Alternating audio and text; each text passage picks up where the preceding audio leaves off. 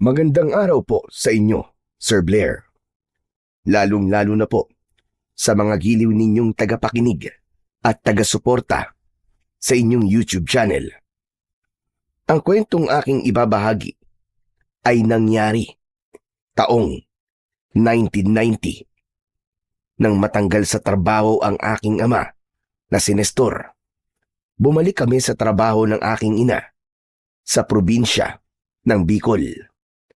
Hindi ko na lamang po babanggitin ang eksaktong lugar upang mapangalagaan ang lahat ng mga taong nakatira sa lugar na yon.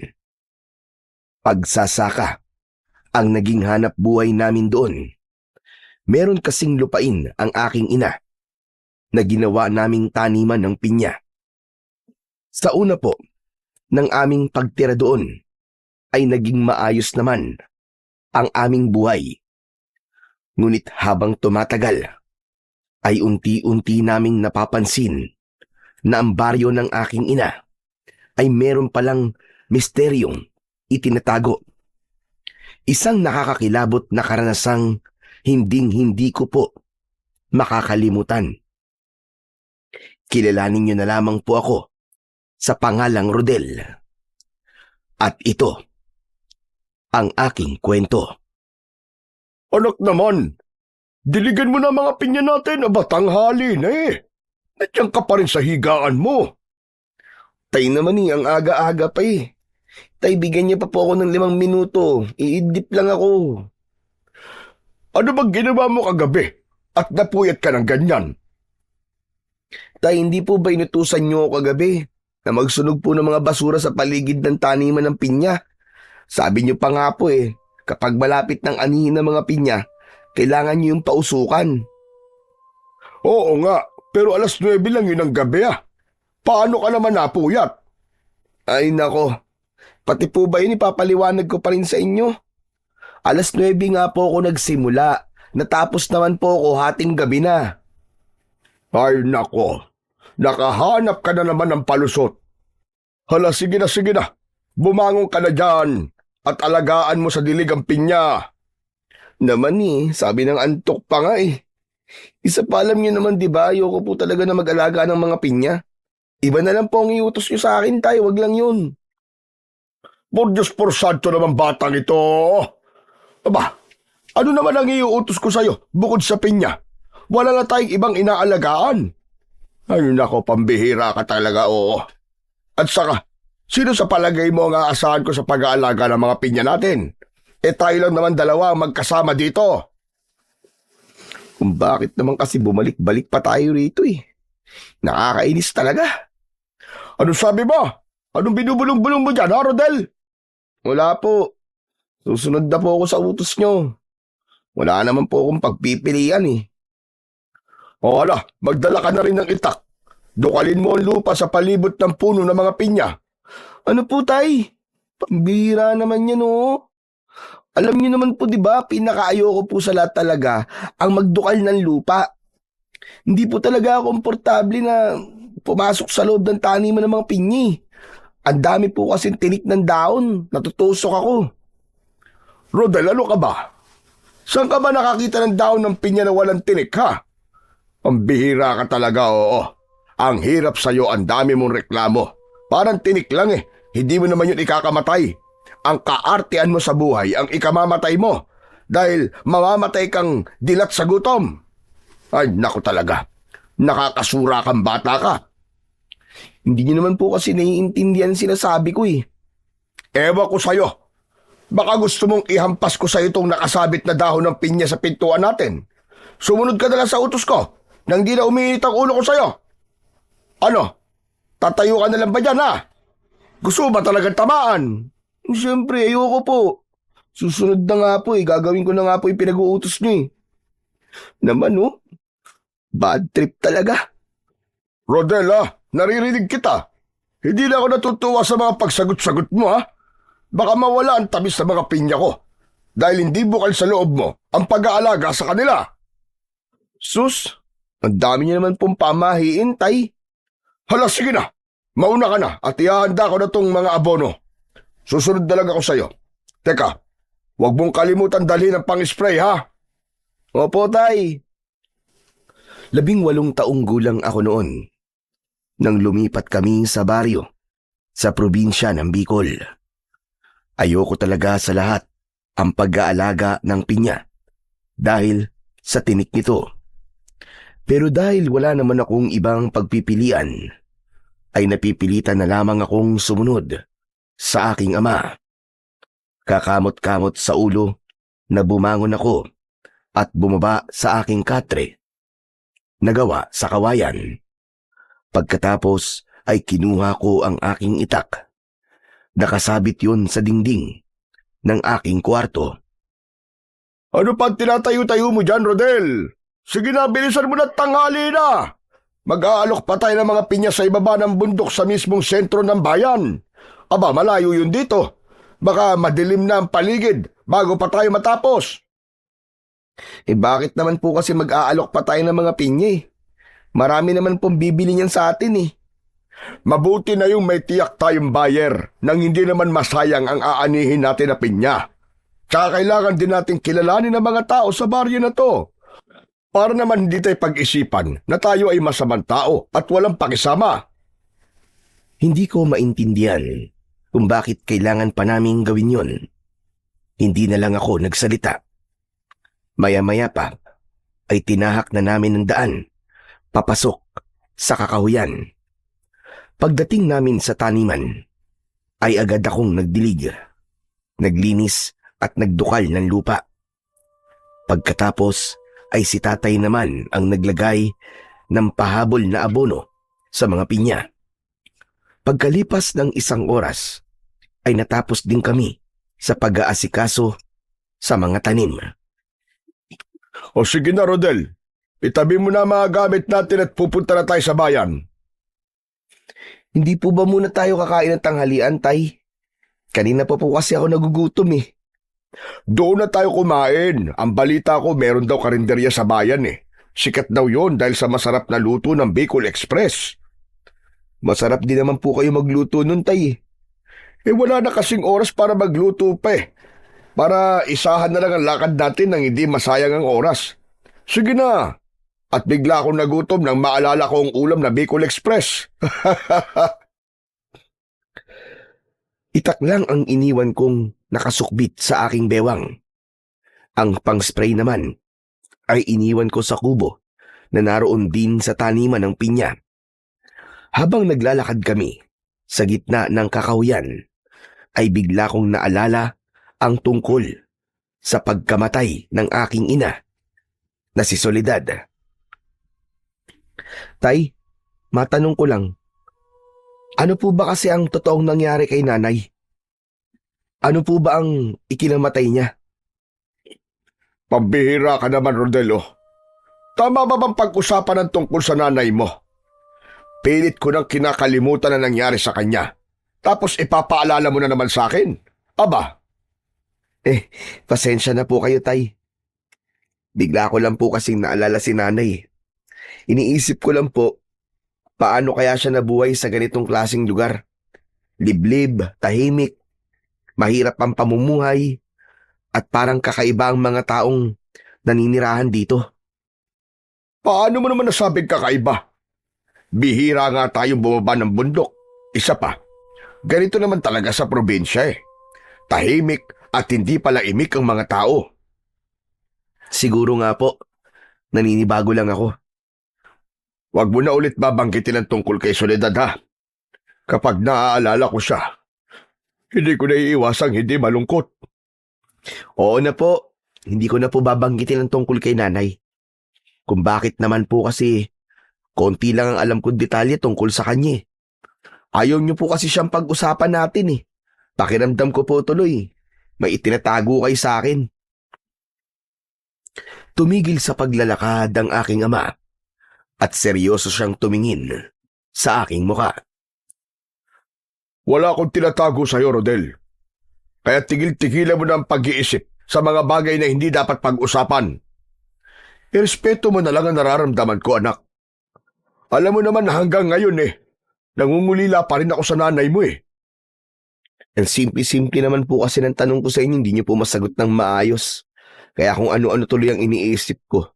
Isipin niyo rin naman po yung nararamdaman ko. Ay nako, pagtatalunan pa ba natin to, ha, Rodel? Aba teka, nandito na pala tayo eh. Saka ko lang napansin ang itsura ng lugar na aming nadatnan. Maraming bahay sa gilid ng mabatong kalsada. Halos lahat ay gawa ang mga yon sa kugon at kawayan na pare-pareho lamang ang mga itsura. Maraming mga tao ang masayang nagkwekwentuhan sa labas ng kani-kanilang tahanan. Ngunit nang mapansin nila kami, ay saglit silang tumigil sa pag-uusap. Nakatingin lang sila sa amin ni Tatay. Tay, tignan mo. Bakit po kaya ganyan sila makatingin? Ngayon lang kasi tayo bumaba ng bundok simula nang dumating tayo. Ganyan naman talaga kapag dayuhan, di ba? Pero tay, di ba, hindi naman po tayo dayo dito. Dito po ako pinanganak at taga rito po si nanay. Tumira rin po kayo rito ng 9 na buwan, hindi po ba? Oo nga, pero iba na siyempre kapag lumipas na ang 17 taon. Hala, sige na, lapitan mo na sila at mag-alok ka ng pinya. Teka, bakit po ako tay? Kayo na lang po kaya. Ay nako, paano ka matututong mag-sales stock? Kailangan mo matutunan kung paano mag-alok ng iyong produkto. Para naman kapag wala na ako, abay kayang-kaya mo nang mag-isa. Pambihira naman oo. Hindi ko po pinangarap na habang buhay magtitinda ako ng pinya no. May sarili po akong mga pangarap. Huwag ka na nga mga tuwiran dyan, sumunod ka na lang. Sige na, lapitan mo na sila. Nakatingin na sila sa atin, oh. Kahit napipilitan ay wala na akong nagawa kundi lapitan ang isang umpukan ng mga tao sa harap ng tindahan para mag-alok sa kanila ng pinya. Mawalang galang na po sa inyo mga ate, kuya. Baka gusto niyo po ng pinya. Malapit na po kaming mag-ani, 1 linggo na lang po ang palilipasin. Baka gusto niyo lang po bumili sa amin. Baka gusto niyo pong umorder. Natigilan ako dahil seryoso silang nakatingin sa akin. Hindi sila nagbago sa pagkakaupo. Para silang mga estatwa. Kaya wala na akong nagawa kundi ang lumapit kay tatay at magreklamo. Pambihira naman tayo. Para akong tanga na nakikipag-usap sa mga kahoy. Uy, huwag ka maingay, baka mamaya marinig ka nila. Nakita niyo naman po, di ba? Oo nga, napansin ko rin. Sige na, huwag na lang natin silang pansinin. Sa unahan na lang tayo mag-alok ng pinya. At baka pinagli ang mga yan sa manikin. Ewan ko kung matatawa ako sa pagbibiro na yon ni tatay. Mas nangibabaw kasi sa akin ng sandaling yun ang labis na pag-aalala. Hindi ko kasi maintindihan kung bakit ganun ang reaksyon ng mga tao sa lugar na yon. Tay, alam niyo po ba ang pakiramdam na para bang ang bigat po pakisamahan ng mga tao rito? Yung tipo po na parang may tinatago po sila sa atin. Sos, nag-isip ka na naman ng mga negatibo, Rodel. Pwede ba? Puro positibo muna ang isipin mo. Nagswertehin naman tayo. Kumain na muna kasi tayo, tay. Nang mawala na po ang ganitong klaseng pakiramdam ko. Mamaya na, kapag nakapagpa-order na tayo. Teka, ayun o, sa bandang yon. Nakikita mo ba mga tao ron sa tapat na malaking bahay na may pulang pintura? Opo, bakit po, tay? Lapitan natin sila. Alukin natin ang pinya. Baka hindi rin sila magsalita, tay, katulad kanina. Sus, parang isang beses ka lang nabigo. Susuko ka na kagad. Tara na. Naunang naglakad ang aking ama papunta sa lugar na itinuturo niya. Pagdating namin sa tapat ng umpukan ng mga kalalakian, napako ang aking atensyon sa matandang lalaki na nakangiti kaagad sa amin. Kaya hindi na ako nahiyang mag-alok ng pinya. Mga amang, baka gusto niyo po ng pinya.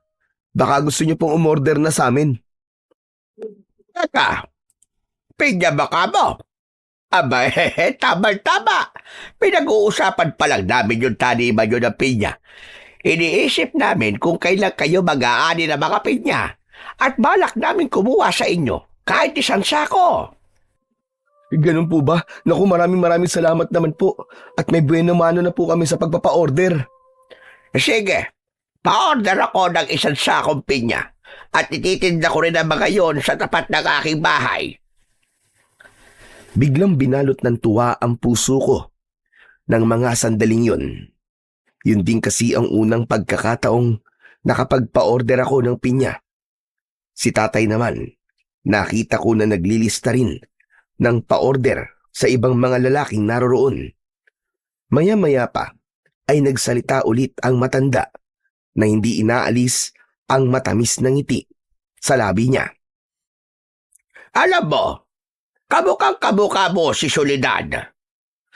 Bigla akong natigilan nang mabanggit ng matanda ang tungkol sa aking ina. Narinig naman yun ni tatay, kaya siya na ang nagsalita. Teka, kilala niyo pala ang asawa ko si Soledad. Abay, oo naman. Napakagaling nung magluto ng minatamis na pinya. Ginagawa niya yon na dulce o kende. Nako, wala ko masabi sa ugali ng taong yon. Sobrang mapagmahal sa mga magulang at maasikasong babae. Sayang labang at maaga siyang pumanaw. Mabait po pala ang aking nanay, tay. Magtatanong pa sana ako sa matanda ng tungkol sa aking ina nang biglang lumabas sa pintuan ng bahay ang isang balbas saradong lalaki. Seryoso ang mukha niya na nakatingin sa akin. Pagkatapos ay nilapitan niya ang matandang nagsasalita kanina, saka inakbayan sa balikat. Ano ba kayo, tay? Huwag na nga kayo magbabanggit ng patay na. Saka, aabalahin niyo pa ang mga taong yan eh. Nakikita niyo naman na naghahanap buhay. Ay nako, sahor. Hindi ko lang talaga maiwasan ang hindi maalala si Soledad. Abay, kamukha niya ang anak niya, oh. Tignan mo.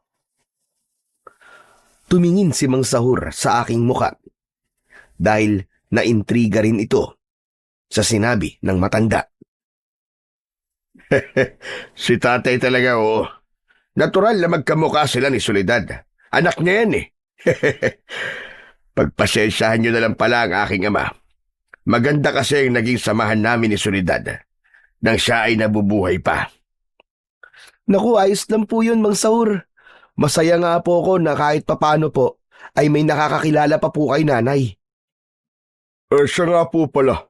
Kailangan na po naming umalis ng aking anak. Marami nga po pala salamat sa pag-order niyo po, tatay. Lolo Drigo na labang ang itawag niyo sa akin. O sige na, pwede na kayong umalis. Sabihan niyo na lamang ako kapag mag-aani na kayo ng mga pinya. Opo, makakaasa po kayo, Lolo Drigo. Ako nga po pala si Rodel. Masaya po akong makilala kayo. Tignan mo nga naman ang panahon ano. Parang kailan lang.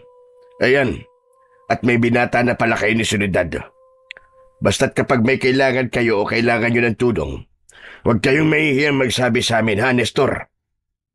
Teka, kapag napadaan kayo sa kakawyan, mag-iingat kayo, ha? Ha? Abay, bakit naman? Marami na kasing napahamak sa lugar na dinadaanan nyo. Talaga po? Totoo po bang sinasabi niyo, Mang Sahur? Totoo ang sinasabi ko, kaya mag-iingat kayo. Maraming mababangis na pusa ang nakatira sa lugar na yun. Pinapaalalahanan ko lamang kayo para naman makapag-ingat kayo.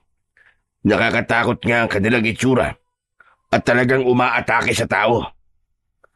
Magkakasunod akong napalunok ng laway at bigla akong napatingin sa aking ama na binaliwala lang ang sinabi ni Mang Sahur. Sige po, aalis na po kami. Maraming salamat po sa paalala. Sige na, mag-iingat na lamang kayo ni Rodel. Agad kaming umalis sa harapan ng mga ito. Naglakad pa kami sa dulo ng kalsada hanggang sa karinderya na sinasabi ni tatay. Pero nang matapos na kaming kumain at tinatahak na ang daan pauwi, nagsimula ang aking pag-aalala. Panay anling ako sa paligid habang naglalakad kami papasok sa mas madilim na bahagi ng kakawayan. Rodel, umayos ka nga. Kanina ka pa hindi napapakali ah. Ano ba nangyayari sa yung bata ka? Hindi lang po mawala sa isip ko ang mga sinabi sa ating kanina ni Mang Sahur, Tay. Ano ka ba naman? Napakamatatakotin mo. Pusa lang yun. Malaki pa nga ang hita mo doon tapos natatakot ka. Pusa lang. Tay, kasasabi lang po ni Mang Sahur kanina. Mabangis at mapanganib na pusa po ang nakatira sa kakahuyan na to. Nakakatakot daw ang itsura. Hindi po ba kayo nag-aalala na baka atakihin tayo ng mga yon? Bakit naman ako mag-aalala? Ay kaya ko naman ipagtanggol ang sarili ko. Tsaka pwede ba, Rodel? Tigilan mo na nga mga ganyang mga tanong mo. Pagod na akong sumagot eh. Ay nako, hindi ko po alam kung paano kayo nagiging kampante sa mga ganitong klaseng sitwasyon. Dahil alam ko na ginagabayan ako ng Panginoong Diyos. Kaya ba kanina ka pa nakahawak sa itak? Natatakot ka ha? Hindi naman po sa natatakot ako, Tay. Mabuti na po yung naninigurado. Alam niyo naman po, sa lahat ng hayop, sa pusa lang po talaga ako natatakot. Sos! Kalimutan mo na kasi mga sinabi ni Sahur. Pero Tay, alam niyo po, natutuwa po akong malaman na marami pa rin po ang nakakaalala kay nanay. Siyempre naman, abay taga ritong nanay mo eh. Nagpatuloy kami sa pag-uusap ni tatay. Kahit paano, nakalimutan ko ang takot na nararamdaman ko. Maya-maya pa, ay bigla akong nakarinig ng kaluskos sa aming likuran. Tumigil ako at lumingon sa hulihan ng aming daan. Kinabahan ako. Naging mas alerto sa paligid. Mabilis akong tumakbo papalapit kay tatay. Naabala na sa paglalakad, sa pagtawid, sa maliit na ilog. Tay, para pong may nakasunod sa atin, Tay. Tumigil si tatay sa paglalakad at luminga sa aming paligid. Pagkatapos ay tumingin sa huli ng aming dinaanan. Ngunit wala namang kaming napansin na mayroong tao na nakasunod sa amin. Wala naman ah. Pambihira ka naman bata ka, oo. Kakasabi ko pa lang sa'yo, kalimutan mo na mga sinabi ni Sahur. Tignan mo nga sarili mo ngayon. Para kang ewan tuloy. Tatay naman eh. Paano ko naman po kakalimutan ng mga sinabi ni Man Sahur? Para namang nagsasabi siya ng totoo eh. Mukhang nakakatakot po talaga ang pusa na tinutukoy niya. Naku, tama na nga yan. Tama na yan. Bilisan mo na maglakad at marami pa tayong gagawin. Wala na akong nagawa, kundi ang sumunod na lang sa aking ama. Ipinagpatuloy namin ang paglalakad at tinahak ang masukal na daan. Sa paligid ay matataas na puno na halos konti lang ang makikitang liwanag sa lugar. Maya-maya pa ay bigla kong naramdaman ang mahinang kaluskos sa aking likuran at sa paglingon ko, tinalon ako ng isang malaking pusa. Kulay itim yun. Pumatak siya sa aking paanan. Tay! Tay, tulungan mo ako! Inaatake ako ng pusa! Aba, Diyos ko po! Hawakan mo sa batok nang matanggal ang pagkakakagat niya sa binti mo! Sinubukan kong alisin ang pusa sa binti ko. Pero nagkakakawag ito habang bumubula ang bibig. Para bang linta kung sumipsip ng dugo. Kahit ipinapadyak ko ang aking paa, ay hindi natatanggal ang kanyang pangil sa aking laman. Bigla kong hinugot ang aking itak. Pinagtataga ko siya sa likod. Hindi ko tinigilan. Halos hindi mabilang na taga ang tumama sa kanyang katawan. Nanginginig ang aking katawan dahil sa takot. Anak, bakit mo pinatay? Ordinaryong pusa lang naman yan. May ordinaryo po bang pusa na sumisipsip po ng dugo? Nakita niyo naman po, di ba?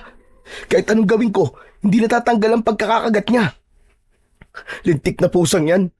Muntik nang humiwalay ang kaluluwa ko sa katawan ko Paano ba naman? Masyado ka nagpapaapekto sa sinabi ni Sahur. Kaya ayan, nangyari na nga yan sa'yo. Diyos ko naman, Tay. Nasugatan na nga po ako, tapos sasabihin niyo pa po sa akin yan. Piniga ko ang aking binti na tinamaan ng kagat ng pusa. Bumulwak ang dugo mula sa aking sugat at pumatak sa lupa. Ang hirap kasi sa'yo. Wala kang pagmamahal sa mga hayop. Kaya madali lamang sa'yo ang pumatay ng pusa. Tignan mo, kawawa naman. Halos magluray-luray yata ang leeg. Tay, pwede ba? Parang mas mahalaga pa sa inyo ang pusa na yan kaysa sa akin Kinagat na nga ako Hindi na ituloy ng aking ama ang kanyang sasabihin nang mapatingin siya sa aking likuran. Kaya nang sundan ko ang kanyang tingin, ay nagulat ako sa aking nakita. Nakatayo ang isang babae. Nakataklob ang palad sa bibig niya. Umiiyak. Nanginginig ang kamay na nakatingin sa patay na pusa. Anong ginawa niyo? Sino ang pumatay sa alaga kong pusa? Nako, sa'yo pala yan, miss. Nako dapat sa alaga mo na pusa, kapag babangis, ikinukulong o di kaya naman ay itinatali. Nakakadisgrasya Hindi mabangis ang pusa ko. Hindi mo siya dapat pinatay. At bakit hindi ko papatay ng pusa mo? Tignan mo ang ginawa niya sa akin Ang lalim ng sugat sa binti ko. Paano kung may rabies yan Dapat pa nga pagamot mo ako Walang rabies ang pusa ko. Kayo ng kasama mo ang pumasok sa bakuran ko. Hindi niyo ba nakita kung nasan kayo? Saka ko lang iginala ang aking paningin. Nakita ko na nasa loob nga kami ng isang bakuran. Sa dulo ng daan ay mayroong isang malaking bahay na gawa sa kawayan at napapalibutan ng malalaking puno. Teka, bakit di ko nakita na may bahay dyan? Anak, tama na. Tayo mali rito. Humingi ka na lang ng pasensya sa kanya. Napatay mo ang pusa niya, kaya tama lang na magalit siya sa'yo. Hindi sana ako hihingi ng pasensya. Pero nang makita ko na niyakap niya ng mahigpit ang patay na pusa, para bang nakonsensya rin ako. Miss, pasensya na. Hindi ko naman sinasadya nagulat lang ako. Natakot ako Inatake kasi ako ng pusa mo Kahit na, wala ka pa rin karapatan na pumatay ng hayop. Tignan mo tong babaeng to. Ako na nga nagpapakumbaba. Ikaw pa ang galit. Willie na ang pangalan ko. Hindi babae. Ikaw na nga itong nakagawa ng pagkakamali. Ikaw pa itong nagmamalaki. Sana bago mo pinatay ang pusa ko, tinignan mo muna kung ano ang nasa paanan mo. Nagkamali ka ng pag-aakala sa pusa ko. Si tatay ang unang nagsalita habang nakatingin sa aking paanan. Kahit ako ay nagulat din. Diyos ko anak, iniligtas ka lang pala ng pusa laban sa banakon. Hindi mo nakitang may ahas. At kaya nagkakakawag siya kanina dahil natuklaw siya ng ahas. Hindi ko alam ang mararamdaman ko ng mga oras na yon. Lalo na nang tumalikod sa akin si Wilina habang umiiyak. Napatingin ako sa aking ama na dismayado rin sa nangyari. Mas nangibabaw ang awa at pagsisisi ko para sa pusa. Tay, hindi ko alam Sorry, hindi ko talaga sinasadya. Hindi na maibabalik ng mga sinasabi mo ang buhay ng pusa na nagligtas sa'yo. Tay, wag niyo naman po ako masyadong konsensyahin Nagsisisi na nga po ako Hindi ko dapat ginawa yun. Pasensya na talaga. Huli na nga, di ba? Nakakahiya tuloy kay Wilina. Sige na. Mauuna na ako maglakad. Sa bahay na lang tayo mag-usap. Hindi na hinintay ni tatay ang paliwanag ko. Paglingon ko sa gawi ni Wilina, ay pumasok na ito sa loob ng kanyang bahay. Inisip ko na sundan siya para humingi ng tawad sa aking nagawa. Pero natigilan ako. Mula sa aking kinatatayuan ay nakita ko ang iba't ibang klaseng bungo ng hayop na nakasabit sa malalaking puno. Bigla akong nagtaka. Anak ng bahay pa ba yun ng isang babae? Maraming nakabilad na sanga ng kahoy sa paligid. Tapos, nakasampay ang balat ng hayop. Pambihira. May ganyan palang babae. Makaalis na nga. Isa pa. Kahit tumingi pa ako ng tawad sa kanya, hindi na mabubuhay ang pusa. Dala ng aking galit sa mga nangyari. Tinadtad ko ng taga ang patay na banakon na nadamay pala sa pagtaga ko sa pusa. Dahil sa gulat ko kanina, hindi ko na napansin na nagkamali na pala ko sa paghusga sa pusa. Kasalanan to ni Mang Sahur eh. Kung di niya yung sinabi sa akin kanina, hindi naman ako magkakaganito. Muli kong ibinalik sa pagkakasuksok sa kaluban ang aking itak. Saka paika-ika na naglakad paalis sa lugar na yon. Pagkalipas ng ilang minuto, ay narating ko na ang kinaroroonan ng bahay namin. Nadatnan ko na naglilinis si tatay ng harapan. Nagpapausok sa palibot ng bahay bilang bahagi ng kanyang paniniwala. Pagtataboy raw yun ng kamalasan. Tay, may natitira pa ba kayong mefenamic? Tay, may gamot pa ba kayo? Hindi ako pinansin ni tatay. Halata na masama ang loob niya sa akin. Patuloy lang siya sa kanyang ginagawa habang nagpapausok ng aming bakuran. Tay, pwede ba kausapin niyo naman ako? Para naman akong nakapatay ng tao. Dinaig niyo pang may-ari ng pusa eh. Isang malalim na buntong hininga ang pinakawalan ni tatay bago niya ako kinausap. Anak, ang nangyari kanina, sobrang nakakalungkot. Hindi ko naman maiaalis sa'yo ang hindi magulat, kaya lang, likas na sa'yo ang malupit talaga sa mga pusa eh. Paano kung ganun nga? Iniligtas ka lang pala ng pusa, tapos ganun pa ginawa mo. Ano po bang gusto niyong gawin ko, tay? Magbago ka. Huwag ka na ulit papatay ng hayop. Hindi naman ako nagagalit sa'yo. Naaawa lang talaga ako dun sa babae. Nakita mo ba kung paano niya niyakap ng mahigpit ang pusang yon? Mukha naman na mag-isa lang siya sa bahay na yon at ang pusa lang ang kanyang pamilya.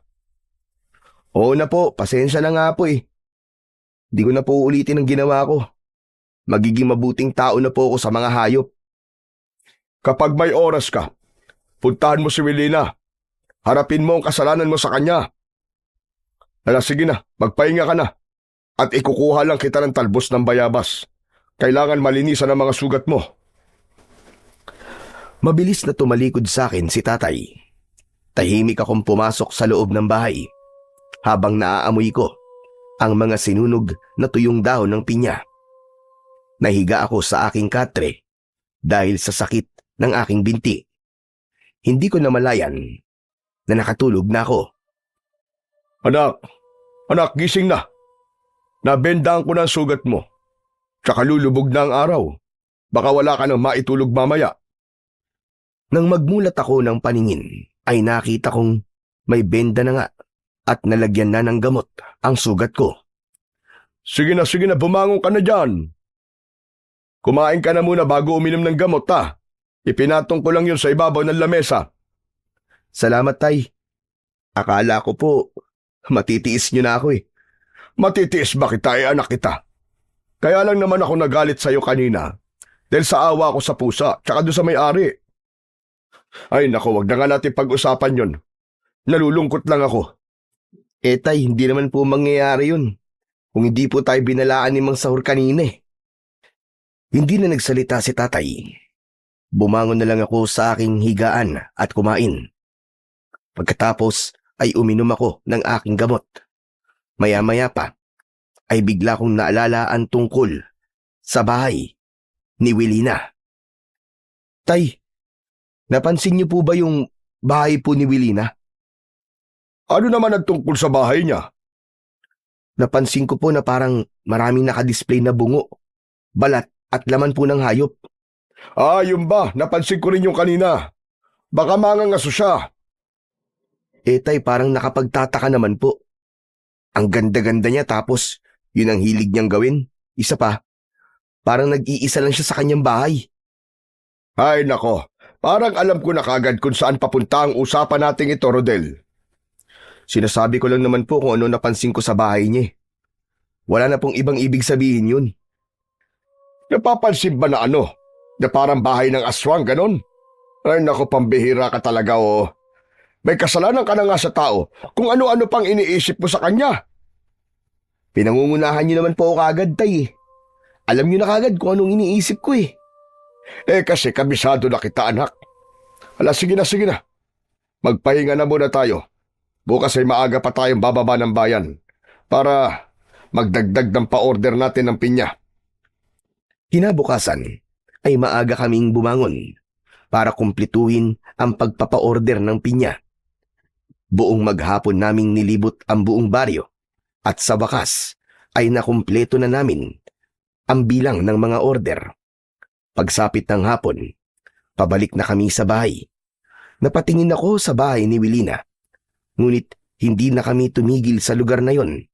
Diretso kami sa paglalakad. Ang mabuti pa kaya, kumuha muna tayo ng mga panggatong. Sige po, Tay. Doon po tayo magpunta. Mukhang maraming kahoy po sa lugar na yon. Nauna ako sa paglalakad. Ilang metro lang ang layo nun sa bahay ni Wilina. Pagkatapos ko sa kakahuyan, ay tumambad sa aking paningin ang lumang simbahan na nilulumot dahil sa katagalan. Marami rin ang ligaw na damo na nakadikit sa pader. Maya-maya pa ay naramdaman ko ang paglapit ni Tatay sa tabi ko. Oh, bakit tumigil ka? Ano ba tinitignan mo dyan? Tay, may abandonadong simbahan po pala sa lugar na to. Mukhang luma na po at napabayaan na. Oo, pero nang umalis ako sa baryong to, maayos pa yan. Teka, bakit kaya pinabayaan ang simbahan na yan? Sayang naman. Ngayon lang po ako nakakita ng simbahan na nasa gitna po ng kakahuyan, Tay.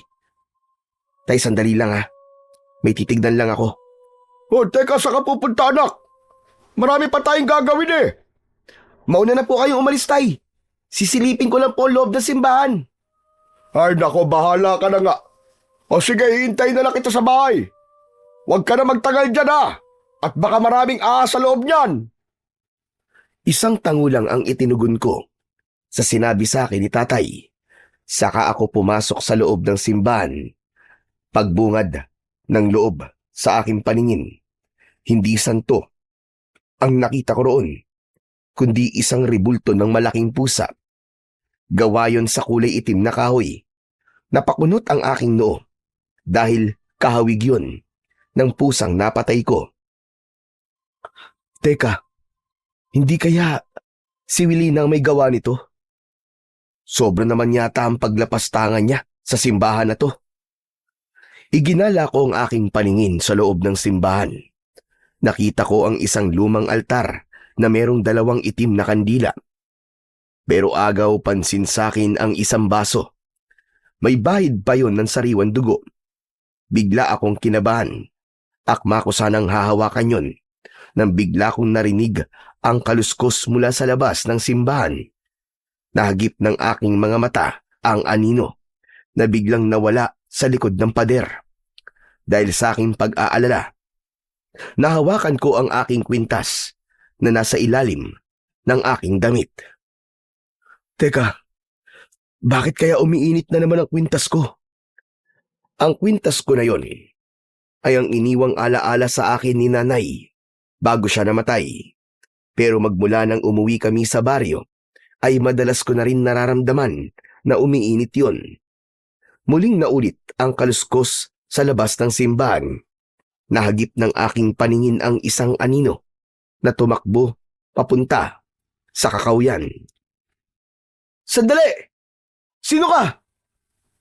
Mabilis akong tumakbo palabas ng simbahan para sundan ang anino. Pero nawala ito at kahit saan ako tumingin ay wala na akong maramdaman na may kasama pa ako sa lugar na yon. Nawala na rin ang init sa palawit ng aking kwintas. Imposible naman na si tatay ang nakita ko kanina. Nagpatuloy ako sa paghahanap hanggang sa makarating ako sa gitna ng kakawyan. Nakita ko ang maraming tao na nagkakagulo. Nandoon din si tatay na nakikusyoso sa mga ito. Nilapitan ko sila at pansamantala kong nakalimutan ang tungkol sa anino na nakita ko kanina. Paglapit ko ay agad kong tinanong si tatay. Tay, ano po nangyari?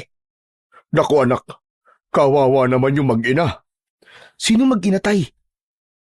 Inginuso sa akin ni tatay ang pinagkakaguluhan ng mga tao at nanlaki ang aking mga mata nang makita ang mag-ina. Magkayakap sila na nakahiga sa lupa, naliligo sa sariling dugo at tadtad ng kagat sa katawan. Diyos ko, bakit naman pinatay sila? Napakawalang puso naman na may gawa nito sa kanila, tay. Ang sabi ay inatake raw sila ng babangis na pusa. Batay raw yun sa itsura ng kagat nila.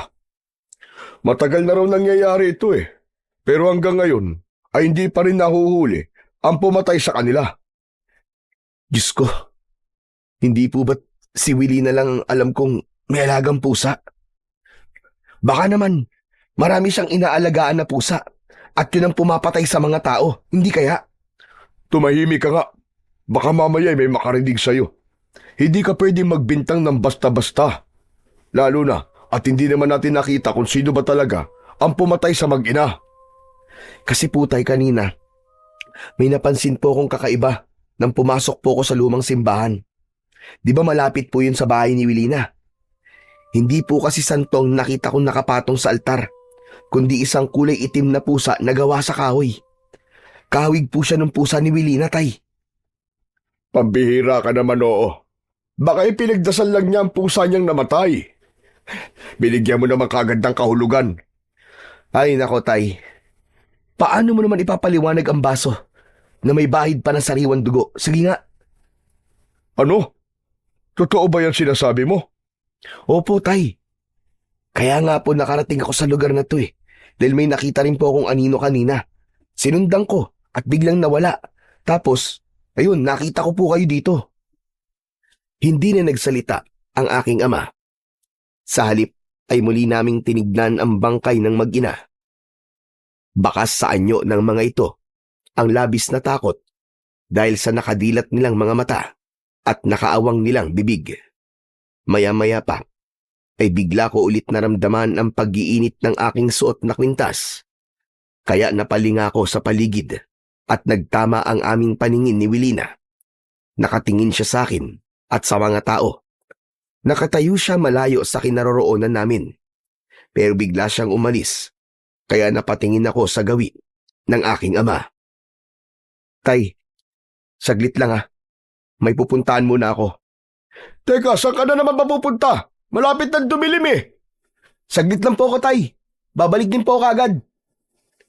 Hindi ko na hinintay ang sasabihin ni tatay. Agad akong tumakbo para sundan si Wilina. Pagdating ko sa gitna ng kakawyan ay bigla siyang nawala. Nagpalinga-linga ako sa paligid, ngunit wala siya. Humanda ka sa akin, Wilina. Alam kong may kakaiba sa'yo. Hindi ako makakapayag na magtagumpay ka sa binabalak mo. Kung naloko mo mga tao rito, pues, hindi ako. Isang malalim na buntong hininga ang pinakawalan ko. Saka muling tumakbo. Hanggang sa nakita ko si Wilina. Nakatayo. Nagtago ako sa likod ng puno habang nararamdaman ko pa rin ang pag-iinit ng suot kong kwintas. Napansin ko na umaatras ng hakbang si Wilina. Saka bumunot ng kutsilyo sa kanyang bewang. Sinundan ko ng tingin ang tinitignan ni Wilina. Nakita ko ang dalawang lalaki. Humahakbang papalapit sa babae. Teka, anong ginagawa nila? Hindi na ako nakapagsalita nang biglang umatake ang dalawang lalaki kay Wilina.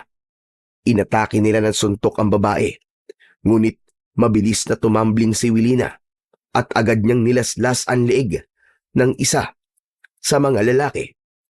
Bumulwak ang dugo sa wakwak na leeg ng isang lalaki.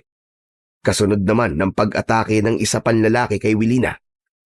Mabilis niyang nailagan yun at gumanti ng 5 beses na saksak sa likod ng natitirang lalaki. Diyos ko, anong klaseng nilalang ang papatay na walang awa sa mga lalaking yun? Napatago ako sa likod ng puno. Mabilis ang tibok ng aking puso. Bigla akong natakot sa nakita ko. Sa muli kong pagtingin ay wala na si Wilina. Nagpalinga-linga ako sa paligid, ngunit wala akong maramdamang presensya ng babae. Mabilis akong tumakbo papunta sa lugar na pinaglabanan ng mga ito. Nanlaki ang aking mga mata. Bakas na lang ng dugo ang nakita kong nasa lupa. Pambihira! Nasaan na yun? Nasaan na sila? Akma sana, nahahanapin ko si Wilina nang marinig ko ang boses ni tatay. Rodel, halika na! Ano bang ginagawa mo dyan? Pambihira ka talagang bata ka, oh. Kanina pa kitang hinihintay eh. Mabilis na lumapit sa akin si tatay at nakita niya rin ang mga bakas ng dugo sa lupa.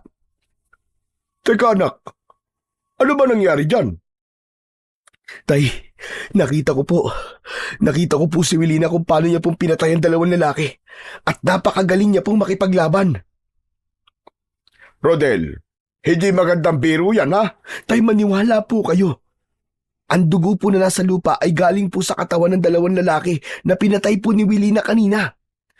Pero yun lang, biglang nawala eh. Wala na yung katawan nila dito. Kalimutan mo na kung ano nakita mo. Umuwi na tayo. Tay, hindi po ba kayo naniniwala sa akin?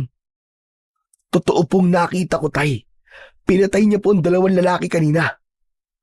Saan kaya niya dinala ang mga biktima niya? Anak, imposible naman na sinasabi mo eh. Babae si Wilina. Hindi niya kayang buhatin ng dalawang lalaki para lang maitago ng ganong kabilis. Dahil kakaiba nga po siya, Tay. Malakas po ang kutob ko, Tay. Aswang si Wilina. Matagal na natigilan si tatay nang mabanggit ko ang tungkol sa aswang. Tila namutla ang kanyang muka at labi. Kailan ka pa naniniwalang may aswang, anak? Ngayon lang po, dahil talagang kakaiba po nakita ko kanina, Tay. Halika na. Kailangan na nating umalis dito. Hindi na ako nagdalawang isip na sumunod kay tatay. Malalaki ang hakbang ng aming paa na tinahak namin ng daan pabalik sa bahay.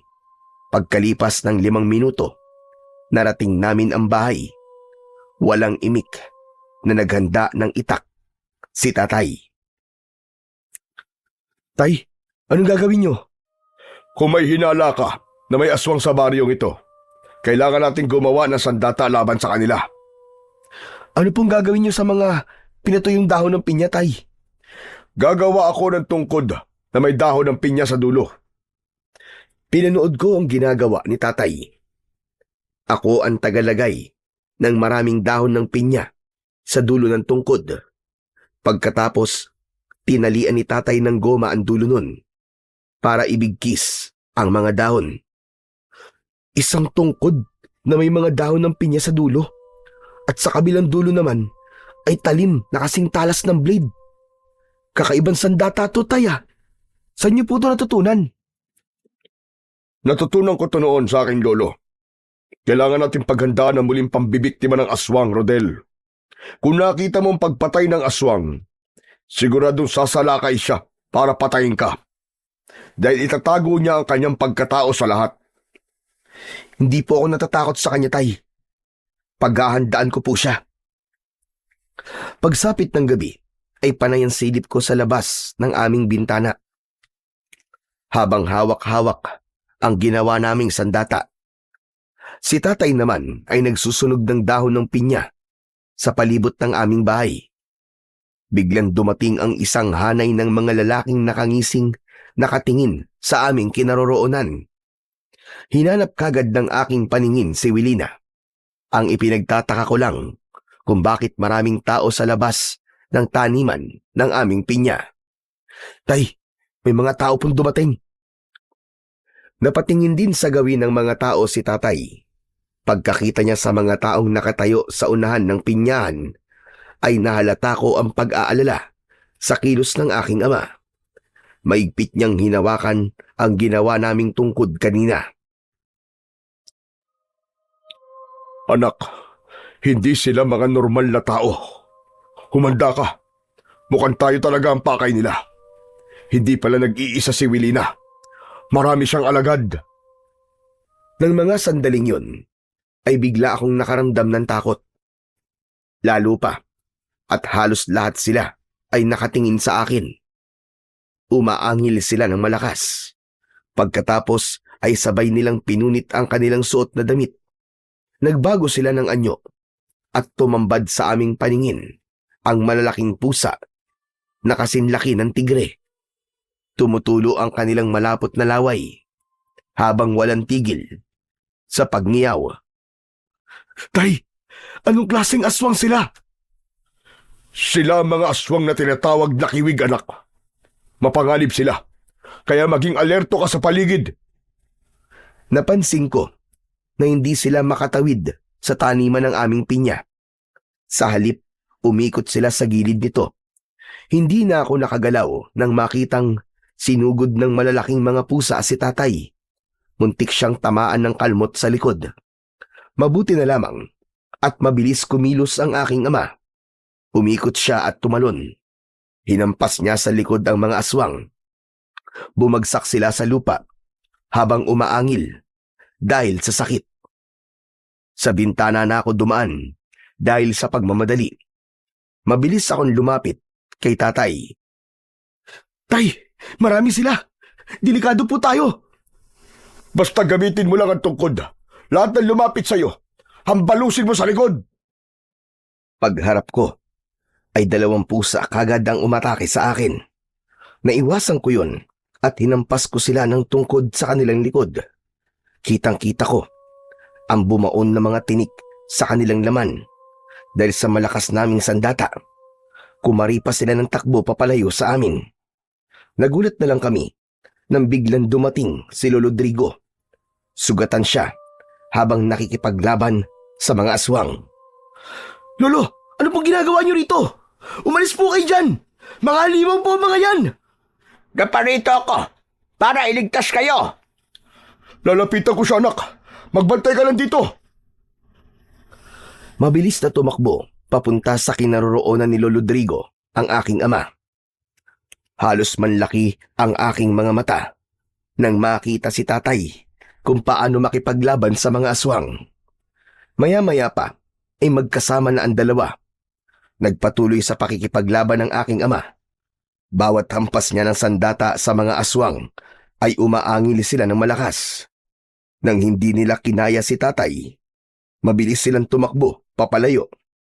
Binuhat naman ni tatay si Lolo Rodrigo. Tumakbo siya at pumasok sa loob ng aming bahay. Pagpasok niya sa loob, ay sumunod na rin ako. Rodel, bilisan mo. Kumuha ka ng malinis sa tubig at palanggana. Kailangan nating gamutin ang sugat ni Lolo Rodrigo. Salamat sa iyo, Nestor. Akala ko talaga katapusan ko na kanina.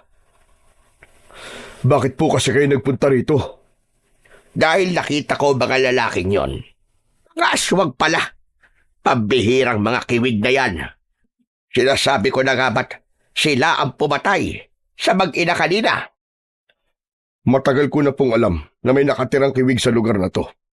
Pero hanggang ngayon, hindi pa rin sila napupuksa. Akala ko, naubos na ang kanilang lahi. Tay, ito na po ang palanggana. May gamot na rin po yan.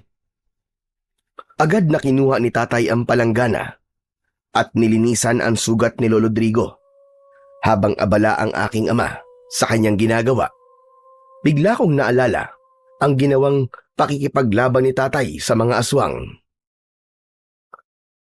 Tay, paano niyo po natalo ang mga aswang? Kailan po kayo natuto sa pakikipaglaban? Dati ako manunugis ng aswang, anak. Ngunit, matagal ko nang tinalikuran at tungkol sa pagiging manunugis ko. Dahil ang akala ko ay wala lang kiwig sa lugar na ito. Tama ang sinabi ng tatay mo, Rodel. Matagal na nahimik ang mga kiwig at hindi namin alam kung bakit bigla silang nagparamdam. Ang buong akala talaga naming lahat, naubos na kanilang lahi. Hindi po kaya may kinalaman dito si Wilina? Sinalakay tayo ng mga aswang magmula po nung makita ko siya, tay. Simula nung makita ko pong pinatay niya ang 2 lalaki kanina. Si Wilina po talaga ang aswang. Yan din ang hinala namin, kahit nang una pa siya dumating dito. Natigilan ako sa sinabi ni Lolo Drigo. Dumating? Kung ganun po, dayo lang pala siya sa baryong to. Oo, nauna lang siya sa inyo ng 2 buwan. Magmula na dumating siya, may nangyayari ng kababalaghan dito. Marami ang namamatay sa kakahuyan kung saan ay malapit sa kanyang bahay. Kilala niyo po ba ang kamag-anak niya at kung bakit po siya nandito? Walang nakakakilala sa kanya rito. Bihira siyang makita sa baryo. Sinasabi ko na nga ba't sa una pa lang, alam ko nang kakaiba siya. Sa tingin ko, siya ang reyna ng mga kiwig. Pero, bakit po kami ang sinalakay ng mga tauhan niya? Marahil nararamdaman niya na malalaman mo na ang kanyang sikreto. Magsasalita pa sana ako nang bigla kaming nakarinig ng malakas na sigaw mula sa labas ng bahay namin. Ay! Lumabas kayo riyan! Ilabas niyo ang matanda! Ibigay niyo sa akin si Lolo Drigo kung ayaw niyo madamay! Isuko niyo ang matanda! Ako ang lumabas at hinarap ko si Wilina. Nakatayo siya sa gitna ng taniman ng pinya. Nakahawak sa 2 punyal na kumikislap sa liwanag ng buwan. Marami siyang sugat sa katawan. Bakit? Anong kailangan mo kay Lolo Drigo? Papatayin mo rin ba siya? Kagaya ng pagpatay mo sa 2 lalaki kanina? Wala kang alam. Kaya huwag kang makialam dito. Ibigay mo sa akin ang matandang pinapasok nyo sa bahay nyo. Hindi ako makakapayag na makuha mo siya. Hindi mo alam ang ginagawa mo. Alam ko kung anong ginagawa ko. Alam ko na isa kang aswang. Kaya hindi ka magtatagumpay. Magdadaan ka muna sa ibabaw ng aking bangkay bago mo siya makuha. Ipinagkiskisan ni Wilina ang 2 talim bilang pagpapakita ng pakikipaglaban sa akin. Kung makikipagmatigasan ka, mapipilitan akong labanan ka. Pagkasabi nun ni Wilina, ay agad siyang sumugod sa aking kinaroroonan. Ni hindi ko napansin kung saan nanggagaling ang sipa niya at hindi ko yun naiwasan.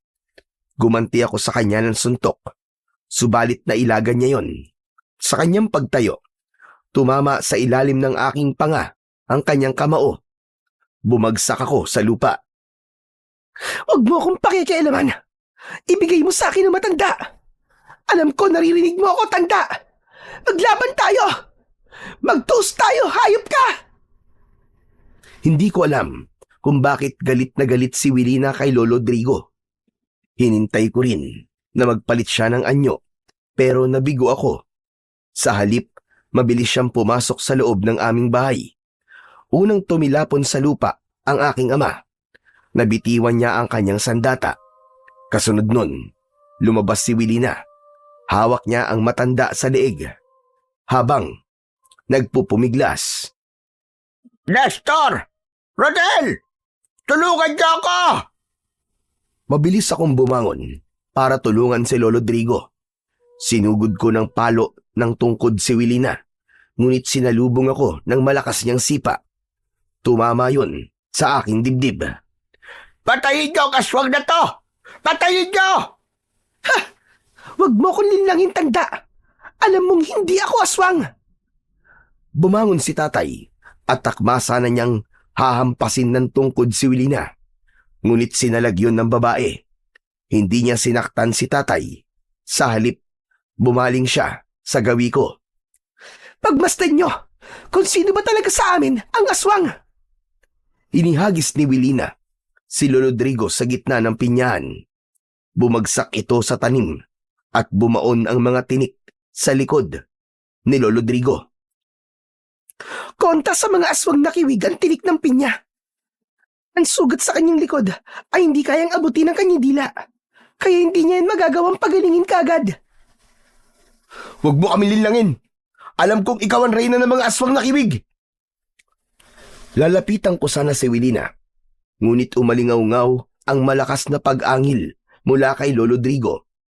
Napatayo si tatay at napatitig sa nangyayari sa matanda. Lalo na nang magbago ang anyo nito. Anak ng isang aswang si Lolo Rodrigo. Paano nangyari yun? Siya ang pinakamatandang supremo ng mga aswang na kiwig. Sa mga sandaling yan, ay magsisimula ang paggapang ng sugat sa kanyang katawan. Maghahanap siya ng sisiw na gagamitin niya upang ipasa ang kanyang mutya sa kanyang tagapagmana. Unti-unting nagbago ang anyo ni Lolo Rodrigo. Naging isang malaking pusa ito, saka mabilis na tumakbo papalayo sa aming kinaroroonan. Hahabulin sana namin ni tatay, kaya lang ay pinigilan na kami ni Wilina.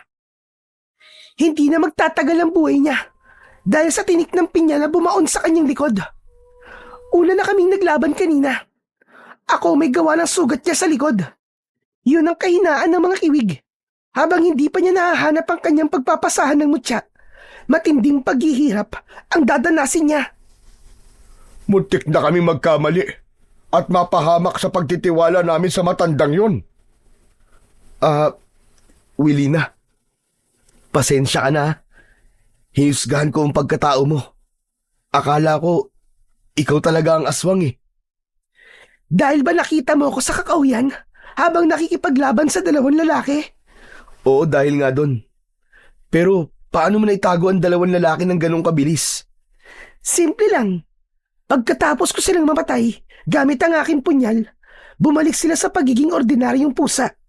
Kaya mabilis ko silang nadala sa bahay at itinago ang kanilang bangkay. Ang pusang pinatay ni Rodel, aswang din ba siya? Hindi po. Siya ang aking gabay na nagtuturo kung saan naroroon ang mga aswang. Kaya ngayon, sobra po ako nahihirapan. Pero ayos lang. Natanggap ko naman na hanggang doon na lang ang buhay niya.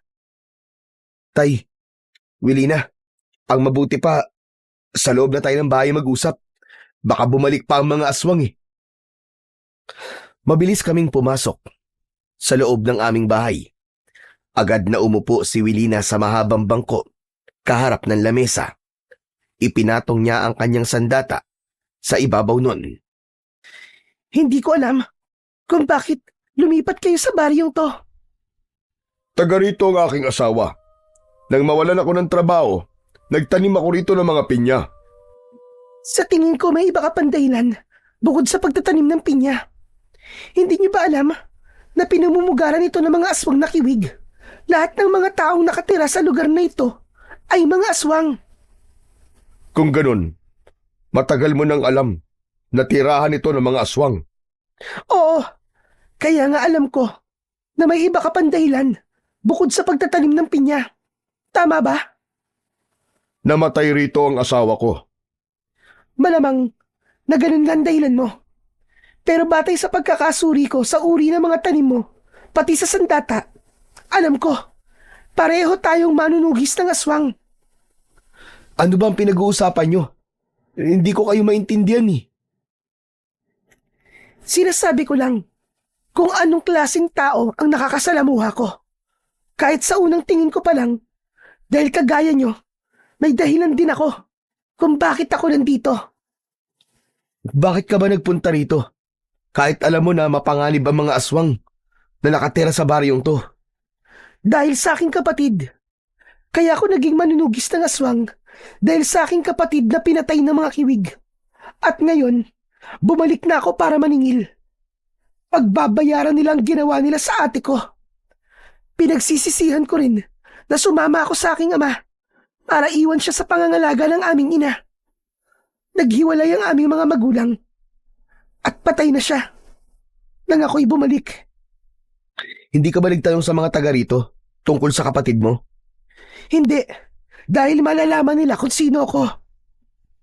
Magsasalita pa sana ako nang bigla akong natigilan.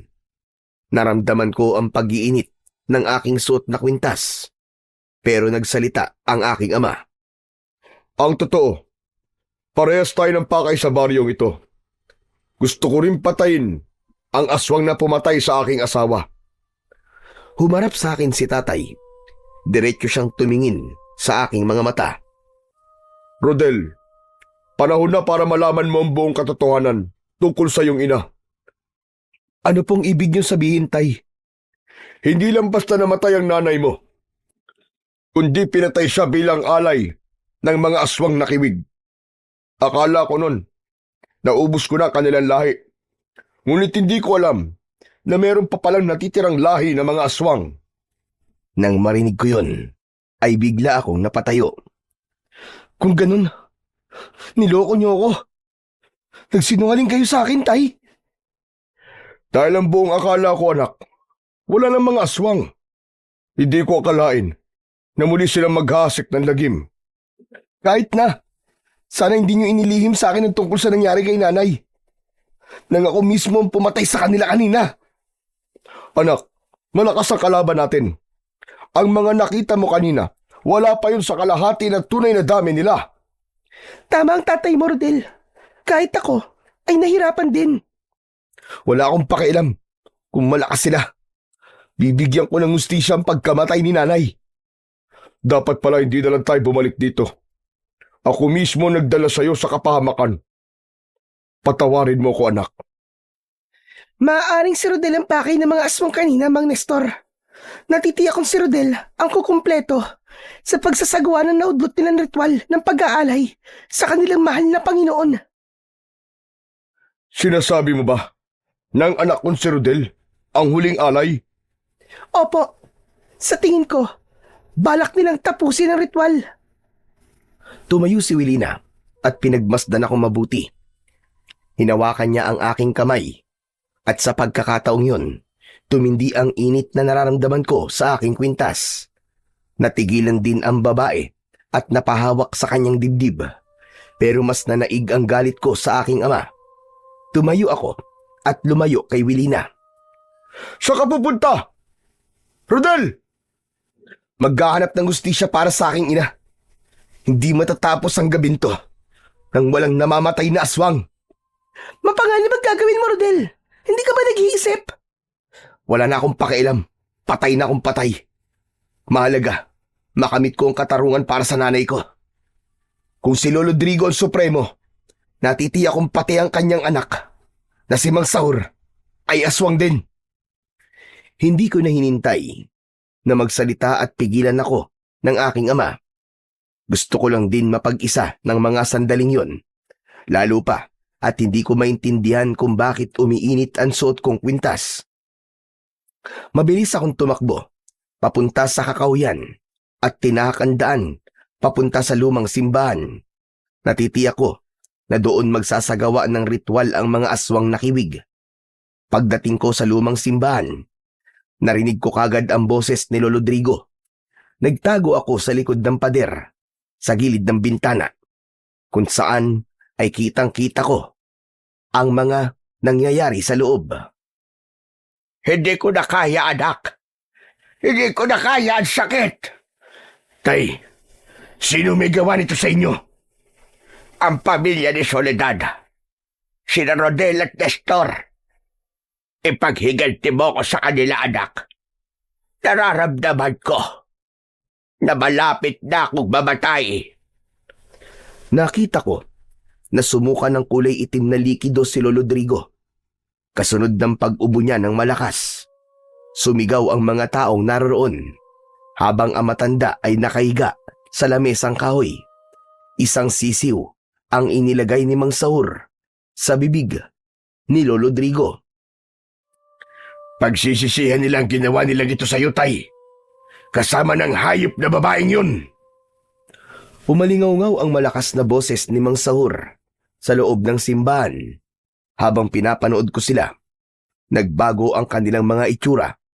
Naging mabangis na pusa ang mga ito, habang si Lolo Rodrigo naman, nagkikikisay ang katawan.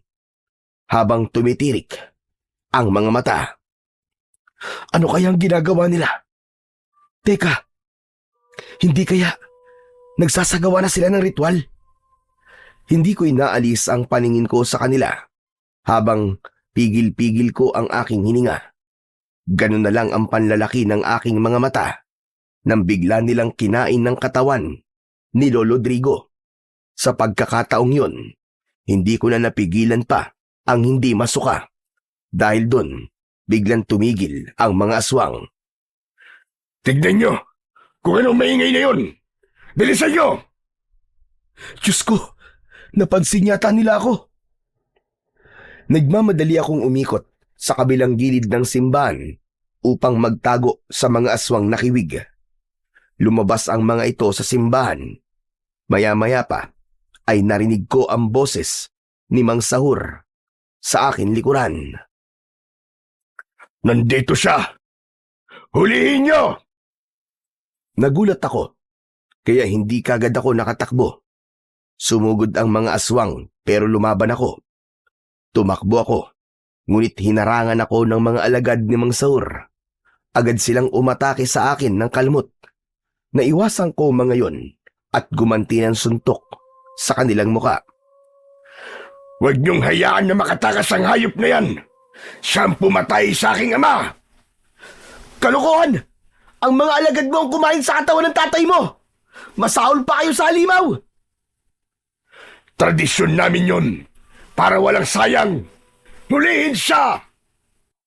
Tumakbo ako, papunta sa taniman ng aming pinya. Ngunit bago pa ako makarating doon, tumama sa likod ko ang kalmot ng aswang. Paglingon ko, nakita kong lumundag ng mataas si Mang Sahur. Sakto ang pagbagsak niya sa kinatatayuan ko at tumama ang malakas niyang suntok sa aking muka. Bagsak ako sa lupa. Sige, dalhin siya sa kuta. Huwag kayo mag-iiwan ng bakas. Hahayaan natin siyang hanapin ang kanyang ama. Pahihirapan ko rin siya, kagaya ng ginawa niya sa aking ama. Masyado mo minamaliit ang kakayahan ni tatay. Kapag nalaman niya na hawak niyo ako, magtago na kayo sa saya ng nanay niyo dahil papatayin nila kayo. Kahit na anong pagpupumiglas ang gawin ko, hindi ako makawala sa pagkakahawak ng mga aswang na kiwig sa aking braso. Maya-maya pa ay naramdaman ko ang pagtama ng siko ni Mang Sahur sa aking batok. Dahilan upang mawalan ako ng malay. Nagising ang natutulog kong diwa sa malansang amoy na tumama sa aking muka. Pagmulat ko, nakagapos na ako sa malaking puno. Sariwang dugo ang ibinuhos nila sa aking katawan. Nasaan ako? Anong lugar to? Nandito ka sa lugar kung saan isinasagawa namin ang ritual ng pag-aalay. Ito rin ang lugar kung saan pinatay ko ang nanay mong si Soledad. Hayop ka! Pakawalan mo ako dito! Pakawalan mo ako! Hindi ka na makakatakas dahil dito ko gagawin ang pagpapahirap sa'yo. Para naman maramdaman din ni Nestor ang sakit na nararamdaman ko ngayon. Mula sa umpisa, magmula nang piliin siya ni Soledad kesa sa akin. Anong ibig mo sabihin? Ako ang unang kasintahan ni Soledad bago siya inagaw ng iyong walang kwentang ama. Wala siyang kaalam-alam na ako ang unang minahal ng nanay mo. Kaya lang, pinaibig ko lang siya para sa isang layunin, ang ialay sa aming mahal na Panginoon kasama ng kanyang magiging unang anak. Tumayo si Mang Sahur. Lumapit siya sa apoy na merong nakasawsaw na bakal. Nagbabaga yun na halos kasing kulay ng kahil. Hugis sungay ang dulo nun. Anong gagawin mo? Anong gagawin mo sa akin? lalagyan kita ng tatak sa dibdib. Sige, tanggalin ang kanyang damit. Kumuha ng kutsilyo ang inutusan ni Mang Sahur at sinira ang damit ko sa pamamagitan ng paghiwa sa tela. Nagpumiglas ako, ngunit nakagapos ang aking mga kamay hanggang sa maramdaman ko ang pag-iinit ng aking suot na kwintas.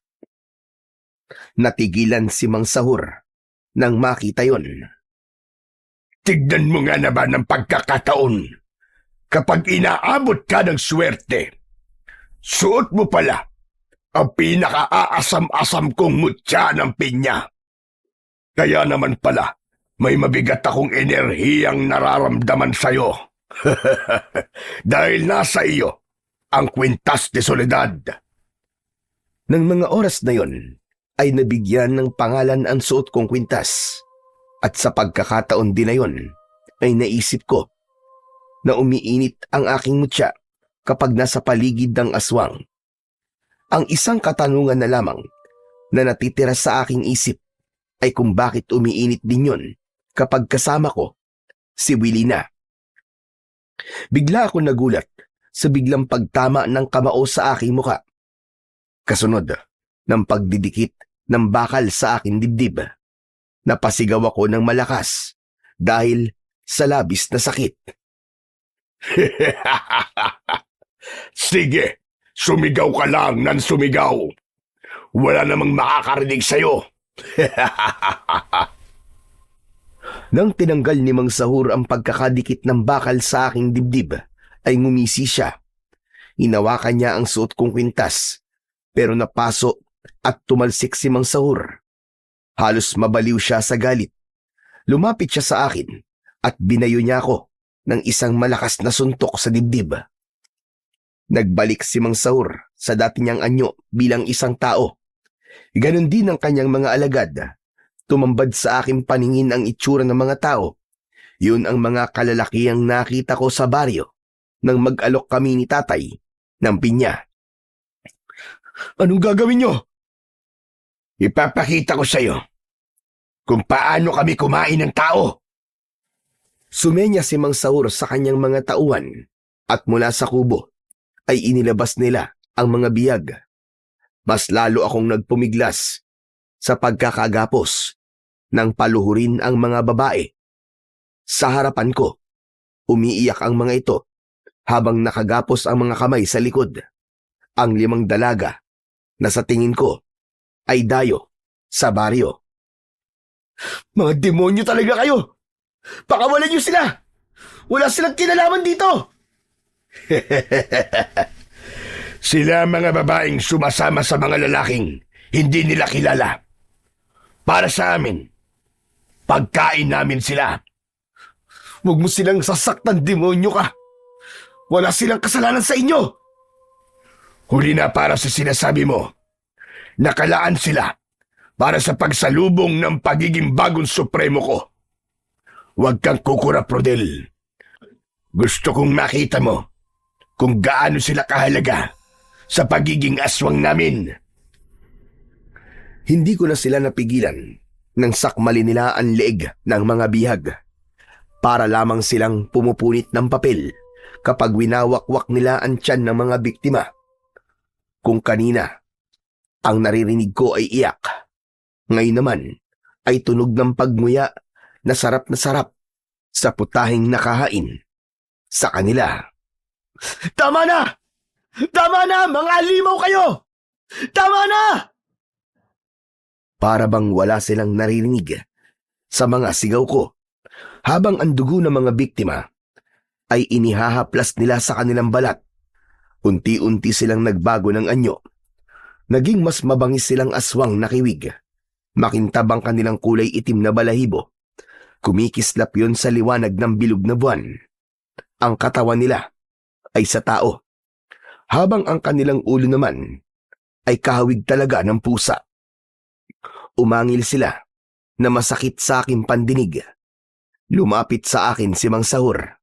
Hawak niya ang ulo ng babaeng pinatay nito. Umaalingasaw ang lansa sa paligid. Ganap na akong halimaw na mas malakas pa sa lahat ng mga aswang. Ngayon naman, ikaw naman ang aking lalapain. Inihagis ni Mang Sahur ang pugot na ulo ng biktima. Tangka na sana nalalapit sa akin ang pinuno ng mga aswang. Lumipad sa ere ang kutsilyo. Bumaon yun sa kamay ni Mang Sahur. Napasigaw ito sa labis na sakit. At sa pagtingin ko sa pinagmulan ng kutsilyo, nakita ko si Wilina, nakatayo kasama ang aking ama. May mga dala silang tungkod. Kami ang harapin mo, halimaw ka! Pinatay mo ang kapatid ko! Ako naman ang papatay sa'yo ngayon! Nagpaserko-serko sa ere si Wilina. At pagbagsak niya sa lupa, sakto yun sa tapat mismo ni Mang Sahur. Tinamaan niya ito ng siko at sipa sa muka. Bumagsak ang pinuno ng mga aswang pasadsad sa lupa. Saka ako nilapitan ni Wilina at tinanggal ang pagkakagapos sa kamay ko. Sakto na natanggal niya ang tali ay tumilapo naman ang babae sa lupa. Tinamaan na pala ito ng sipa ng pinuno ng mga aswang na si Mang Sahur. Mamamatay ka ngayon! Hindi ako makakapayag na mamigo na naman ako! Sinakal ako ni Mang Sahur. Umangat ang aking mga paa sa lupa. Pero dahil sa suot kong mutya, napaso na naman ang kanyang kamay at naihagis niya ako. Anak, ayos ka lang ba? Ito, saluin mo! Gamitin mo! Inihagis sa akin ni tatay ang aking sandata. Pagkasalo ko, ay agad ko yun ginamit kay Mang Sahur. Pinalo ko siya sa ulo. Bumagsak siya sa lupa. Saka ko hinarap ang mga alagad niya. Sa likod mo sila patamaan! Halos mapuno ng mga pag-angil ang paligid mula sa mga namatay na aswang na kiwig. Ang ibang natitirang kiwig, pinalibutan nila kami. Wala na kayong takas ngayon. Dito na kayo mamamatay! Kayo ang walang takas! Humanda ka! Papatayin kitang demonyo ka! Sinugod namin sabay-sabay ang mga kalaban. Bawat tamaan ng aking sandata ay nagkikisay ang kanilang katawan hanggang sa mamatay. Si tatay naman ay mabilis na kumilos. Sinaksak niya ng dulo ng tungkod ang lahat ng lumapit na aswang. Ngunit nagulat kami sa biglang paglitaw ng ibang mga aswang mula sa likod ng mga puno. Anak ng teteng, oo. Parang hindi sila nababawasan ah. Wala na talaga tayong ibang paraan kundi ang tumakas. Kailangan na natin makarating sa taniman ng pinya. Tagilid tayo dito. Tama, dahil kontra sa kanila ang tinik ng pinya. Hindi natin sila kakayanin ngayon kung lalabanan natin sila ng harap-harapan. Lalo na at malakas ang kanilang puwersa. Tumingala ako sa langit at napansin ko na malapit nang sumikat ang araw. Tayo na. Kung aabutan sila ng pagsikat ng araw sa pinyahan, mamamatay sila ron. Tumango si Wilina at tatay sa akin sinabi. Umatake muna kami sa mga kalaban bago kami tumakbo at magpahabol sa kanila. Halos hindi lumapat ang mga paa namin sa lupa sa bilis ng aming pagtakbo. Paglingon ko sa hulihan ng aming daan ay nakasunod sila sa amin. Kung saan-saan sila dumadaan para lamang mahuli kami. Merong umaakyat ng puno at nagpapalipat-lipat ng sanga. Sabay talon sa lupa. Nakalmot ng isang aswang ang aking likod. Gumanti naman ako ng hampas at tumama yon sa kanyang leeg. Bumagsak ito sa lupa at namatay. Bilisan mo, anak! Takbo! Andiyan na sila! Maaabutan na tayo! Sa pagpapatuloy ng aming pagtakbo, ay narating namin ang taniman namin ng pinya. Nagpunta kami sa gitna at saglit na naghintay sa pagdating ng mga aswang na kiwig. Dito na muna tayo. Maghihintay tayo sa pagsikat ng araw. Nandiyan na sila. Diyos ko, hindi ko akalain na marami sila. Habang naghihintay sila sa pagdating ng huling alay, Nagparami sila ng alagad at nagpalakas ng puwersa. Kahit malakas pa ang kanilang puwersa, Tay, hindi sila makakalapit sa atin. Totoo ang sinabi ko. Umaangin lang ang mga aswang at hindi makalapit. Kitang-kita sa kanilang mga mata ang galit at pagkadismaya. Hindi maaari. Lumabas kayo dyan! Umalis kayo sa gitna ng talim niyong pinya. Mga duwag!